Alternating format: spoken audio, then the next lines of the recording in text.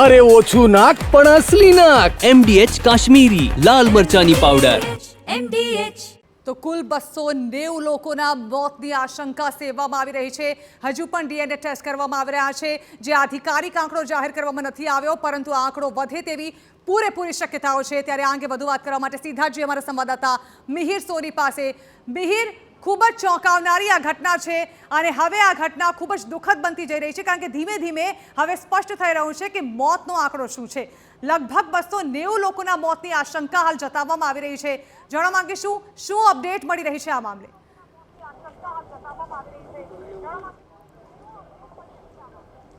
આ ખૂબ જ દુઃખદ ઘટના છે, કારણ કે જે પ્લેન ક્રેશ થયું અને તેમાં 242 જેટલા મુસાફરો હતા, જે પેસેન્જરો હતા, જેમાંથી મોટા ભાગના એટલે કે તે પેસેન્જરો છે તે બચ્યા ન હતા. કારણ કે જે રીતનું પ્લેન છે કે તે ક્રેશ થયું અને બ્લાસ્ટ થયો અને ત્યારબાદ આખી ધરતી ધ્રુજે એ રીતનો આખું ક્રેશ થતાની સાથે જે સ્થિતિ છે તે જોવા મળી હતી. કારણ કે જે બ્લાસ્ટ થતાની સાથે જ તમામ જે પેસેન્જરો હતા કે તે જે બળી ગયા હતા અને જેના કારણે તેમના ઘણાના અવશેષો પણ લેવું મુશ્કેલ છે કે તે બન્યું હતું. અત્યારે હાલ જે માહિતી મળી છે તે રીતના 290 થી પણ વધુ મોત હોવાની આશંકા છે અત્યારે હાલ સામે આવી રહી છે. પરંતુ આ તમામ લોકોને અત્યારે હાલ તપાસ માટે કે જે તેના પરિવારજનોના DNA ની કામગીરી છે તે પણ ચાલી રહી છે.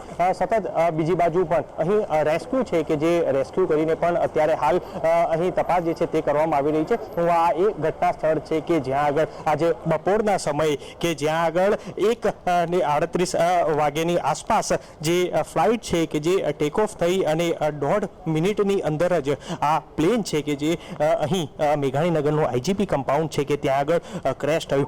સૌથી પહેલાં જે IGP કમ્પાઉન્ડનું આ જે અતુલ્ય બિલ્ડિંગ છે કે તેનું જે હોસ્ટેલ જે આખું છે કે તેમાં જે કેન્ટીનનો ભાગ છે ત્યાં આગળ ક્રેશ થયું અને ત્યારબાદ ધીરે ધીરે આખું બ્લાસ્ટ થયું. જે સમગ્ર વિડીયો છે તે પણ સ્પષ્ટ છે તે સામે આવ્યો અને તેમાં જોઈ શકાય છે કે કઈ રીતના આખું પ્લેન છે કે જે ક્રેશ થઈ અને આખો બ્લાસ્ટ છે તે બ્લાસ્ટ થયો. બ્લાસ્ટ થતાની સાથે જ કોઈ પણ બચી ન શકે તે રીતનો વિશાળ બ્લાસ્ટ છે તે થયું. સાથે જ માહિતી મળી કે જે પ્લેન ટેક ઓફ થયું અને તેના સાથે જ તેનો પાયલોટ હતો જે એર ઇન્ડિયાના જે આ ફ્લાઇટનો, તેને મેડે કરી અને 3 વખત ATC ને સંકેત છે તે આપ્યા હતા. એટલે પ્લેન જ્યારે પણ ઇમરજન્સી સ્થિતિમાં હોય છે ત્યારે આ મેડે કહેવામાં આવતું હોય છે, એટલે કે જિંદગી તાત્કાલિક ખતરા માટેનું એક આ સૂચન પાયલોટ તરફથી આપવામાં આવતું હોય છે. સાથે જ જે જોઈ શકાય છે કે જે NDRFની ટીમ સાથે જ અહીં રેસ્ક્યુ સાથે જ કઈ રીતની આખી આ કામગીરી છે તેમાં અત્યારે હાલ જોડાઈ છે. જે જોઈ શકાય છે કે જે દ્રશ્યો જોઈ શકાય છે કે સ્થાનિક પોલીસ હોય, ફાયર વિભાગ હોય કે તમામ સેના તરફથી હોય કે CISF હોય કે તેની તરત જ રેસ્ક્યુની ટીમ છે કે ત્યાં પહોંચી ગઈ હતી અને અહીં તમામ રેસ્ક્યુ છે તે રેસ્ક્યુ કરવામાં આવ્યા હતા.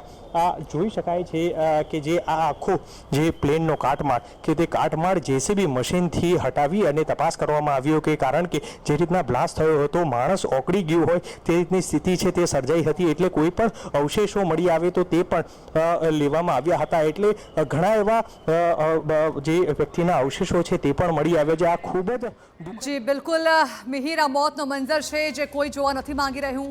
રેસ્ક્યુ ઓપરેશન કરવામાં આવ્યું ત્યારબાદ વિખેરાયેલો કાટમાળ સ્પષ્ટ નજરે પડી રહ્યો છે. આભાર મિહિર. તો જ્યાં કાટમાળ પથરાયેલો છે તે સ્થળની આ તસવીરો અમે આપને બતાવી રહ્યા છીએ. અત્ર તત્ર સર્વત્ર જ્યાં આ દુર્ઘટના સર્જાઈ હતી ત્યાં કાટમાળનો રીતસરનો ખડકલો જોવા મળી રહ્યો છે.